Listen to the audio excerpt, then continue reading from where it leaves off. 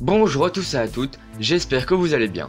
Aujourd'hui on se retrouve pour une toute nouvelle vidéo depuis assez longtemps. J'ai eu un accident qui m'a mis dans l'impossibilité de réaliser mes vidéos, mais je suis là et c'est reparti. Aujourd'hui, on va parler de Google et de l'officialisation de leur téléphone Pixel 6 et 6 Pro.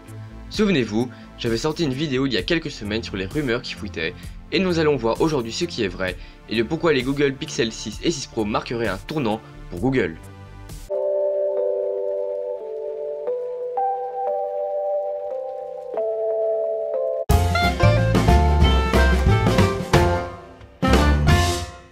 Les clichés de ces deux téléphones qui circulaient s'avéraient être vrais. L'avant est assez classique avec des bords plutôt fins. Ils vont être beaucoup plus imposants, notamment à cause de ce module photo au dos qui ressort du revêtement. Je ne suis pas très fan perso, je trouve pas ça très beau esthétiquement parlant. Google propose 3 coloris pour chaque téléphone, donc noir, vert et rouge pour le Pixel 6 et noir, orange et gris pour le 6 Pro. Pour ce qui est de l'écran en lui-même, le 6 Pro est un chouïa plus grand que le Pixel 6. L'écran du Pixel 6 fait 6,4 pouces avec une définition Full HD+, et un taux de rafraîchissement de 90 Hz, tandis que le 6 Pro fait 6,7 pouces avec une définition Quad HD+, et un taux de rafraîchissement de 120 Hz. L'un des téléphones aura un écran AMOLED alors que l'autre aura un écran OLED. Les deux téléphones auront droit à un capteur d'empreinte digitale sous l'écran. Au niveau performance, des rumeurs couraient sur une puce maison de Google, et cela s'est confirmé. Les deux téléphones introduiront la puce maison de Google portant le nom de code Whitechapel, mais qui a été rebaptisé Google Tensor. Pour info, le mot Tensor n'a pas été choisi au hasard.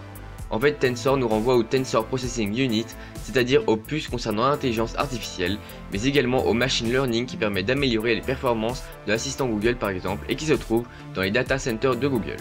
Cette puce améliorera donc l'expérience photo par le traitement de logiciels, ainsi que les traductions, les sous-titrages et les commandes vocales. Le Pixel 6 disposerait de 128 ou 256 Go de stockage, et le Pixel 6 Pro disposerait en plus de 512 Go de stockage.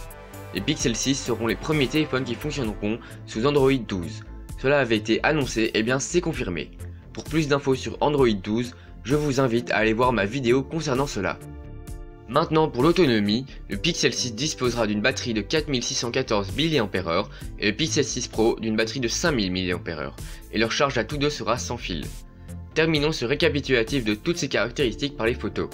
Il y aura deux capteurs photo sur le Pixel 6, donc un grand angle et un ultra grand angle, et sur le Pixel 6 Pro, il aura droit aussi à un grand angle et un ultra grand angle, mais aussi pour le troisième capteur à un téléobjectif, ce qui est tout nouveau. Ce qui sera nouveau aussi, c'est sur les vidéos.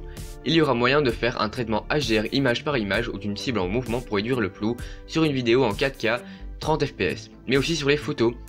Pour le prix, il n'y a pas eu de chiffre, mais vu que ces deux téléphones sont annoncés haut de gamme, le prix dépasserait logiquement les 1000 €. Pour ce qui est de la date de sortie, cela sera très certainement lors de la prochaine conférence de lancement de produits de Google vers la fin septembre, début octobre.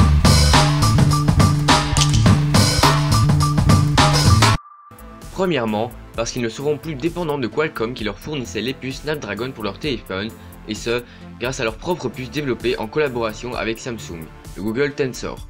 Deuxièmement, parce que ces deux téléphones porteront en premier la version officielle d'Android 12 et qui marquera un vrai tournant sur le développement des futures mises à jour.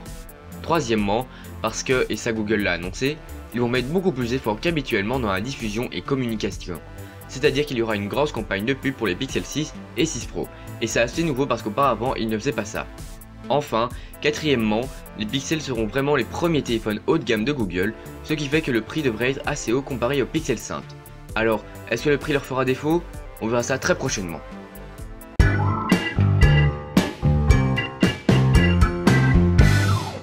Nous avons pu voir ensemble que toutes les rumeurs que je vous avais annoncées dans ma première vidéo concernant cela sont presque toutes vraies. Ces téléphones ont l'air sur le papier plutôt réussis, en tout cas au niveau photo par ce troisième capteur, caractéristique grâce à cette puce maison qui promet de belles choses, et performance grâce à la batterie assez robuste. Parce qu'au design c'est pas trop ça, c'est pas très élégant à cause de ce module photo mal placé et très imposant. J'espère malgré tout que ça sera tout de même un nouveau départ pour Google et une très belle réussite. Voilà, c'est la fin de cette vidéo, j'espère qu'elle vous aura plu. Si c'est le cas, n'hésitez pas à vous abonner, à actionner la cloche pour ne rater aucune de mes vidéos, à liker, partager et commenter. Moi je vous donne rendez-vous vendredi prochain à 17 h pour une toute nouvelle vidéo sans faute. D'ici là, portez-vous bien.